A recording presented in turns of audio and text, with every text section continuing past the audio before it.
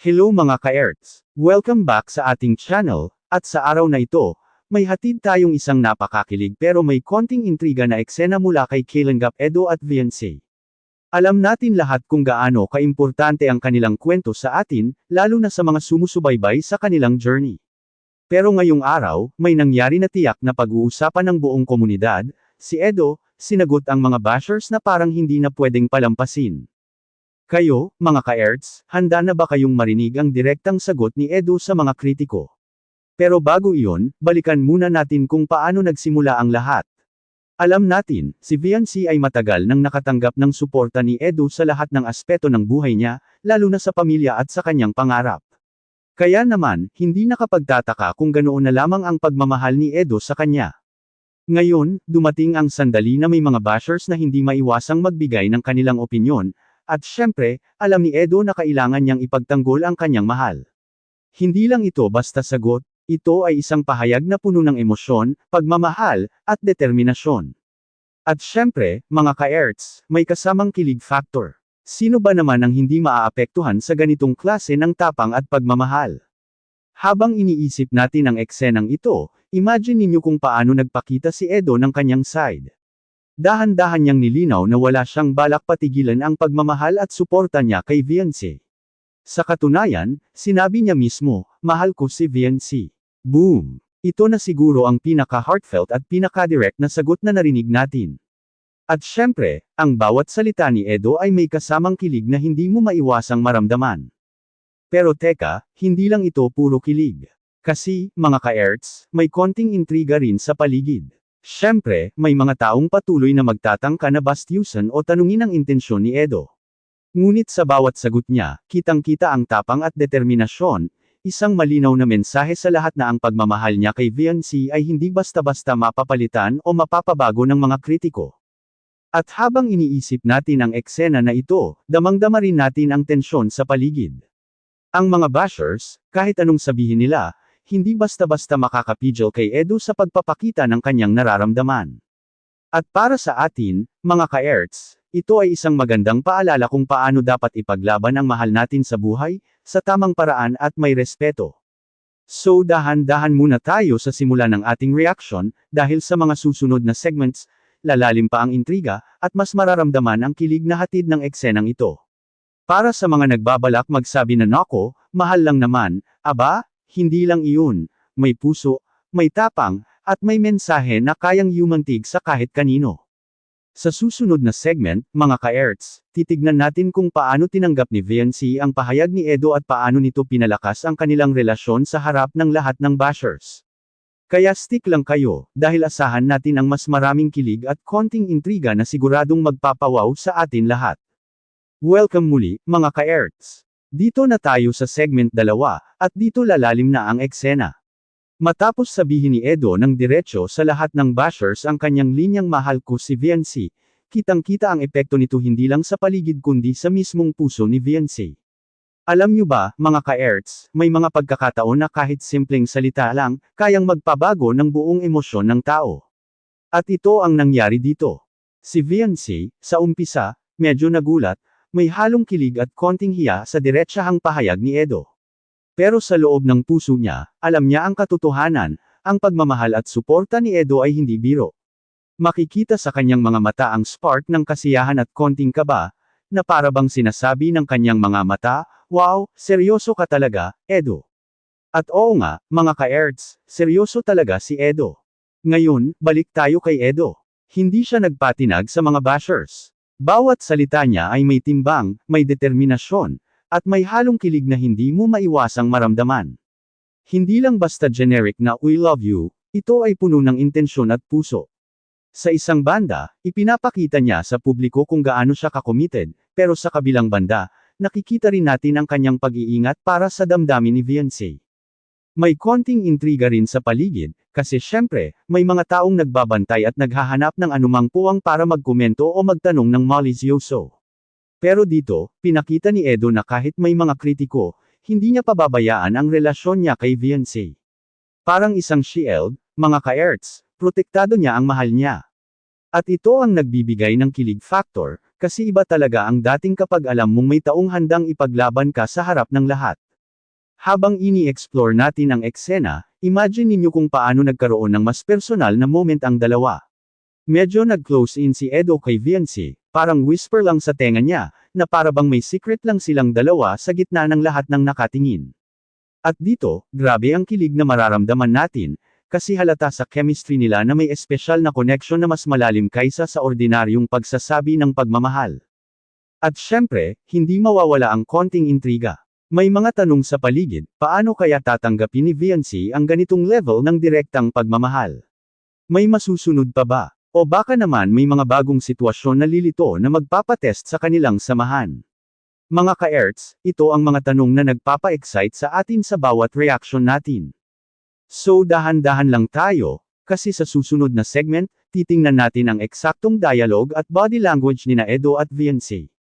Makikita natin kung paano na ipapakita ang kilig sa bawat simpleng galaw at tingin, at paano rin lumalabas ang intriga habang nakikita ang mga reactions ng mga nakapaligid. Kaya stick lang kayo, mga ka-Erts, dahil ang kwento na ito ay puno ng emotion, kilig, at konting drama na siguradong magpapangiti sa atin lahat.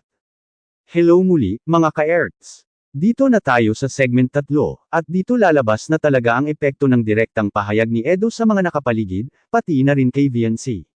Imagine ninyo, pagkatapos niyang sabihin na mahal ko si Viancy, hindi lang si Viancy ang naantig, pati ang mga taong malapit sa kanila ay napahanga sa tapang at sincerity ni Edo. Si Viancy, sa umpisa, medyo nagkakahiya pero halata sa kanyang mga mata ang kilig.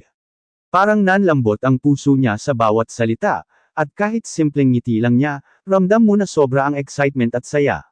Mga ka-Erts, ganito kadaling ma-in love sa ganitong senaryo, diretso, to the point, pero puno ng emosyon.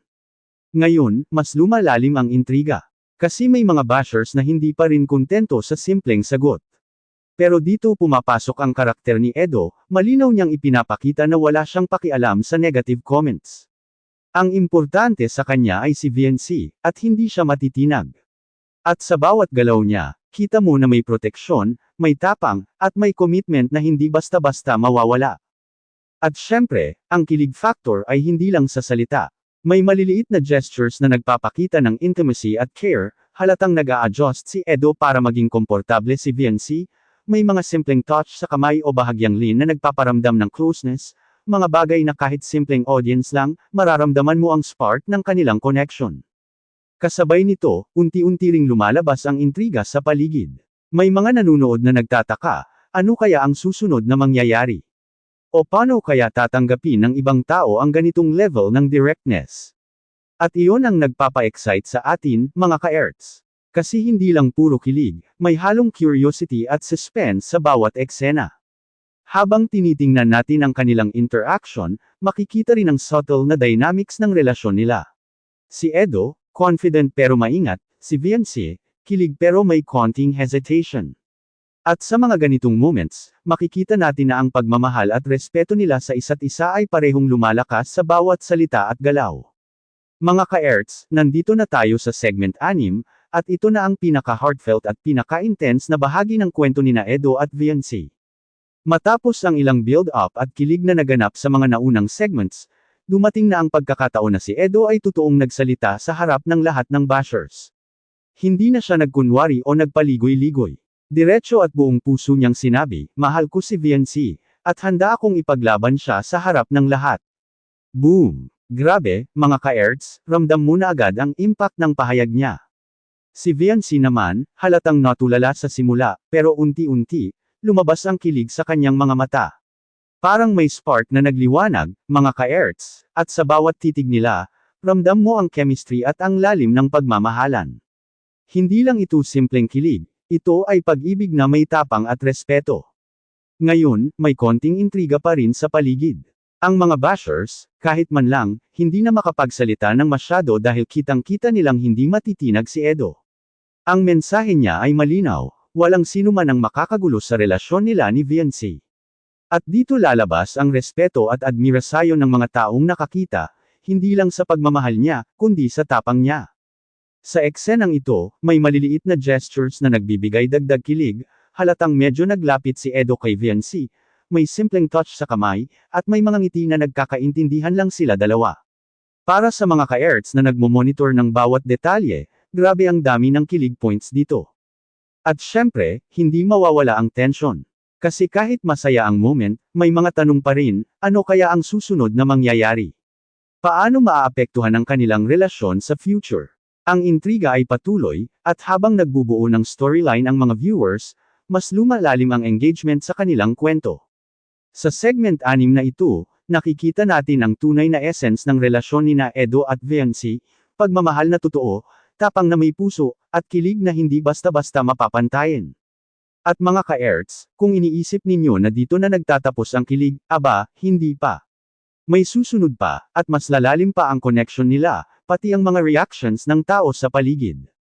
Kaya stick lang kayo, mga ka-Erts, dahil sa mga susunod na segments, lalabas ang mas malalim na side ni Viancy, at makikita rin natin ang impact ng buong eksena sa kanilang relasyon at sa mga taong nakapaligid sa kanila. Mga ka-Erts, nandito na tayo sa finale segment, at dito natin mararamdaman ang pinaka-emotional at kilig na bahagi ng kwento nina Edo at Viancy. Matapos ang build-up sa nakaraang segments, dumating ang sandali na hindi lang basta sagot ang lumabas kay Edo, kundi isang pahayag na puno ng puso at tapang, walang makakahiwalay sa atin, Viancy. Mahal kita, at handa akong ipaglaban ang pagmamahal ko sa iyo sa harap ng lahat. Boom! Grabe, mga ka-Erts, ramdam mo agad ang intensity at sincerity ng pahayag niya. Si Viancy naman, halatang hindi na makapaniwala sa kabuuan ng kanyang naririnig at nakikita. Ang kilig sa kanyang mga mata, ang slight blush sa pisngi, at ang ngiti na hindi niya makeably, lahat ng ito ay nagpakita kung gaano siya na-touch sa words at actions ni Edo. Parang ang bawat kilig point natin ay tumataas sa bawat segundo. Ngayon, para sa intriga factor, kahit natapos na ang pahayag ni Edo, may konting tensyon pa rin sa paligid. May mga taong nagtataka, may mga nakatingin na may halo ng curiosity at admiration, at syempre, may mga bashers na tila tahimik na lang. Pero ang impact ay malinaw, hindi matitinag ang pagmamahal ni Edo kay Viancy, at iyon ang nagbibigay ng ultimate kilig at satisfaction sa mga viewers. At syempre, sa finale, hindi mawawala ang maliliit na gestures na nagpapakita ng intimacy at connection, isang soft touch sa kamay, konting lean na parang whisper lang sa tenga, at mutual eye contact na parabang nagsasabi ng mga bagay na hindi kailangan ng salita. Ito ang tunay na essence ng kanilang kilig moment, mga ka-Erts, connection na damang-dama ng puso, hindi lang ng mata. Habang pinapanood natin ito, ramdam natin ang emotional closure. Hindi lang basta kilig, kundi respeto, pagmamahal, at commitment na tunay. At sa ganitong eksena, alam natin na ang journey nina Edo at Viancy ay puno ng support at tapang, kahit may intriga at challenges sa paligid. Kaya mga ka-Erts, dyan nagtatapos ang ating straight reaction sa eksenang puno ng kilig at intriga nina Kailangap, Edo at Viancy. Sana ramdam ninyo ang bawat emotional beat at kilig moment na ipinakita nila. At tandaan natin, ang pagmamahal na totoo ay hindi lang basta salita, ito ay aksyon, commitment, at tapang na ipaglaban ang mahal mo sa harap ng lahat. Maraming salamat sa panunood, mga ka-Erts. Huwag kalimutan mag-like, comment, at share para mas marami pang makaramdam ng kilig at intriga sa kwento nina Edo at Viancy. Kita-kits sa susunod nating reaction video, at keep spreading love at positivity.